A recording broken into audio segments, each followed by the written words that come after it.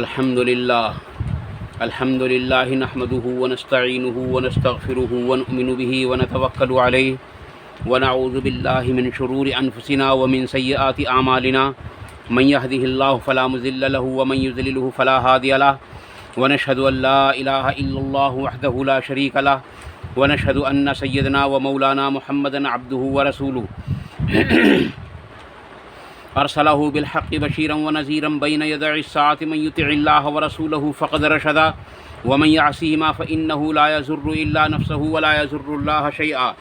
اما بعد فاعوذ باللہ السمیع العلیم من الشیطان الرجیم بسم اللہ الرحمن الرحیم قال اللہ تبارک وتعالی فی کتاب الکریم ان اللہ وملائکتہ یصلون علی النبی یا ایہا الذین آمنوا صلوا علیہ وسلموا تسلیما اللہم صلی علی محمد وعلی آل محمد کما صلیت علی ابراہیم وعلی آل ابراہیم انک حمید مجید اللہم بارک علی محمد وعلی آل محمد کما بارکت علی ابراہیم وعلی آل ابراہیم انک حمید مجید رب اشرح لی صدری ویسر لی امری واحلل عقدۃ من لسانی یفقہوا قولی۔ گزشتہ ویڈیو کے اندر میں نے آیت نمبر 60 کا کچھ حصہ آپ لوگوں کے سامنے پیش کیا تھا، جس میں سے بقایا مضمون یہ ہے کہ جب اللہ تبارک و تعالیٰ نے ان لوگوں کو اس شہر میں داخل ہونے کے لیے ارشاد فرما دیا، یعنی کہہ دیا، اور ان کو حطۃ کہتے ہوئے داخل ہونے کا حکم دیا گیا، ان لوگوں نے اس الفاظ کو بدلا اور اس کو تبدیل کرنے کے بعد انہوں نے حطۃ کہنا شروع کیا، اور اسی کی پاداش میں اللہ تبارک و تعالیٰ نے ان لوگوں پر جو عذاب نازل کیا تھا طاعون کا، اس میں تقریباً 70,000 آدمی ان کے مارے گئے تھے، اور اللہ تبارک و تعالیٰ نے موسیٰ علیہ السلام کی دعا پر 12 چشمے ان لوگوں کو عطا فرمائے تھے، جو گزشتہ ویڈیو کے اندر میں نے آپ کو بتائے تھے، اور ہر چشمے پر اپنا ایک قبیلہ پانی پیتا تھا، اور ہر قبیلے والے نے اپنے چشمے کو پہچان بھی لیا تھا، اور اللہ تبارک تعالیٰ نے اس کے بعد میں ایک حکم ان کو اور بھی دیا تھا، جس کو انہوں نے نہیں مانا، اس کا انکار کیا، اور اس کی وجہ سے بھی ان پر اللہ تبارک و تعالیٰ کی طرف سے گرفت آئی تھی۔ اور وہ حکم کیا تھا کہ اللہ تبارک تعالیٰ نے ارشاد فرمایا، کلو یعنی کھاؤ، وشربو اور پیو، من رزق اللہ یعنی اللہ کا دیا ہوا رزق۔ اس میں اللہ تبارک و تعالیٰ نے ان لوگوں کو کھانے اور پینے کی اجازت دی۔ اس کے بعد جو اللہ رب العالمین نے ان کو حکم دیا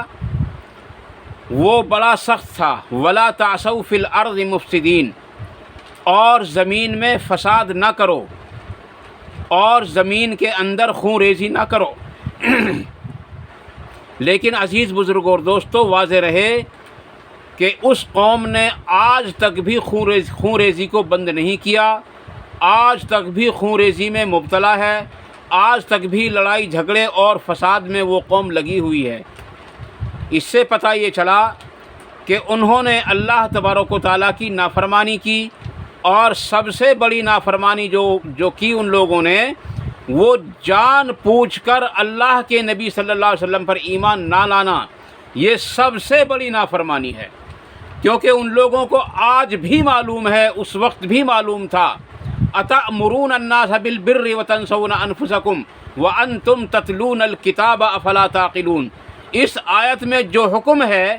اس سے ہم سب کو پتہ چل جاتا ہے کہ ان لوگوں کو اس چیز کا علم تھا کہ وہ آخری نبی صلی اللہ علیہ وسلم ہیں، لیکن پھر بھی وہ لوگ ایمان نہیں لاتے تھے۔ اسی وجہ سے اللہ تبارک تعالیٰ نے ارشاد فرمایا تھا کہ جب کوئی اور ایمان لاتا ہے تو تم کہتے ہو کہ تم نے بالکل صحیح کیا، اور جب تم سے ایمان لانے کے لیے کہا جاتا ہے تو تم برابر انکار کرتے چلے جاتے ہو. یہ کون سی بات ہے تمہاری؟ اب کیونکہ آیت نمبر 60 ہے عزیز دوستو، موسیٰ علیہ السلام سے اس قوم نے یعنی بنی اسرائیل نے ایک بات اور کہی کہ ہم ان 2 قسم کے کھانوں پر صبر نہیں کر سکتے. عزیز دوستو، اللہ تبارک تعالیٰ اپنے بندوں کے حق میں جو فیصلہ فرماتا ہے وہ بالکل صحیح اور درست ہوتا ہے. اگر آدمی اس فیصلے پر اللہ تبارک تعالیٰ کے احکام پر عمل کرتا رہے، اسی فیصلے کو اپنے لیے بہتر سمجھتا رہے تو کیا ہی اچھا ہے. لا یکلف اللہ نفسا الا وسعها لها ما کسبت وعلیہا ما اکتسبت. اللہ تبارک تعالیٰ تو چاہتا ہی نہیں کہ اس کے بندے پر اتنا وزن پڑ جائے جس کو وہ برداشت نہ کر سکے. وہ ہرگز نہیں ڈالتا اتنا وزن کہ جو میرا بندہ اس کو برداشت نہ کر سکے. عزیز دوستو، اس سے پتہ یہ چل گیا کہ اللہ جو کچھ فیصلہ ہمارے حق میں کرتا ہے وہ ہمارے حق میں زیادہ بہتر ہوتا ہے، سوائے اس کے کہ ہم اپنے فیصلوں کو اللہ تبارک تعالیٰ پر نہ چھوڑ کر بلکہ اپنے اوپر لے کر چلیں. یہاں ایک بات اور بھی واضح ہو جاتی ہے، جو لوگ پریشان ہیں دنیا کے اندر روزگار سے، جو لوگ پریشان ہیں بیماریوں سے، جو لوگ پریشان ہیں حالات سے، جو لوگ جس لائن سے بھی پریشان ہیں، اگر وہ تمام تر لوگ اپنے فیصلوں کو اللہ تبارک و تعالیٰ پر چھوڑ دے، اپنے فیصلوں کو اللہ رب العالمین پر چھوڑ دیں، تو یقیناً جتنی مایوسیاں ان کے پاس ہیں، جتنی نا امیدیاں ان کے پاس ہیں، وہ تمام کی تمام ڈیرے اپنے اٹھا کر وہاں سے چلی جائیں گی، اور کبھی اس آدمی کے سامنے مایوسی نہیں آ سکتی جو اپنے فیصلے کو اللہ تبارک تعالیٰ کے اوپر چھوڑتا ہے.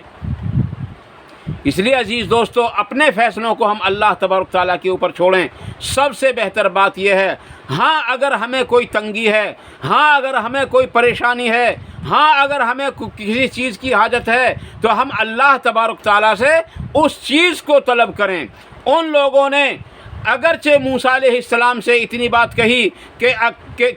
اے موسیٰ، ہم ان 2 قسم کے کھانوں پر اکتفا نہیں کر سکتے، صبر نہیں کر سکتے، لیکن کاش اگر وہ یہ کہتے کہ ہمیں ان 2 کھانوں کے ساتھ کوئی اور چیز بھی مل جائے تو ہو سکتا ہے کہ اللہ تبارک تعالیٰ اسی حساب سے ان کے لیے فیصلے فرما دیتا. لیکن جب انہوں نے اس بات کو کہا اور موسیٰ علیہ السلام نے دعا فرمائی تو ان کو حکم ہوا کہ تم فلاں شہر کے اندر چلے جاؤ، وہاں تمہارے پسند کی چیزیں ملیں گی. عزیز دوستو، وہاں انہوں نے کیا مانگا؟ اس طرح کی چیزیں مانگی: مسور کی دال، ککڑی، کھیرا، اور 1-2 چیز اور ہے. ان چیزوں کو طلب کیا تھا. جو من و سلوہ ان پر نازل ہو رہا تھا، جو میٹھی چیز جو شہد کی شکل میں ان پر نازل ہو رہی تھی وہ رک گئی، اور جو گوشت کی شکل میں بٹیر کا گوشت تھا یا اسی طرح کا جو پرندہ ان کے پاس آتا تھا وہ بھی بند ہو گیا. اس لیے نبی اکرم صلی اللہ علیہ وسلم نے ارشاد فرمایا کہ اگر بنی اسرائیل اس حرکت کو نہ کرتے جو حرکت انہوں نے کی تو یقیناً گوشت ہرگز خراب نہ ہوتا. عزیز دوستو، پتہ یہ چلا کہ جب اس دنیا کے اندر نافرمانی ہوتی ہے، جب اللہ تبارک تعالیٰ کے احکام کی خلاف ورزی ہوتی ہے، تب اللہ تبارک تعالیٰ کی طرف سے عتاب آتا ہے، عذاب آتا ہے، پکڑ آتی ہے. اور پھر اللہ تبارک تعالیٰ نے اس کے بدلے میں ان پر عذاب بھی نازل کیا، اور اس کے بعد فرمایا کہ وہ عذاب اس لیے تھا کہ وہ اللہ کی آیات کا انکار کرتے تھے. سب سے پہلی بات کہ وہ اللہ کی آیتوں کا انکار کرتے تھے. عزیز دوستو، آج مسلمانوں کے اندر ایسے فرقہ واریت بڑھی، ایسی فرقہ پرستی بڑھی کہ انہوں نے قرآن کی آیات کا انکار اور احادیث رسول کا انکار بھی کر دیا. تو یہ بات صرف بنی اسرائیل ہی پر نہیں آتی، بلکہ یہ آج کے مسلمان پر بھی یہ بات جو ہے واضح ہو جاتی ہے کہ یہ لوگ بھی تو برابر قرآنی آیات اور صحیح احادیث کا انکار کر رہے ہیں. ایک جگہ کتاب کے اندر لکھا ہے کہ حنفی مسلک کی کتاب ہے کرخی، اصول کرخی ہے شاید، اس کے اندر لکھا ہے کہ اگر کوئی قرآن کی آیت یا صحیح حدیث بھی ہمارے امام کے قول سے ٹکرائے گی تو عمل اس بات پر کیا جائے گا جو ہمارے امام کا قول ہے، اور قرآن کی آیت یا وہ حدیث جو ہے اس کو یا تو منسوخ سمجھا جائے گا یا پھر اس کے بارے میں کوئی نہ کوئی ایسی بات نکالی جائے گی تاکہ جو ہے ہمارے امام سے اس آیت کی جو ہے موافقت ہو جائے. عزیز دوستو، یہ بہت بھیانک مسئلہ ہے، اس سے ہم بچنے کی کوشش کریں، بلکہ اپنے آپ کو قرآن اور حدیث پر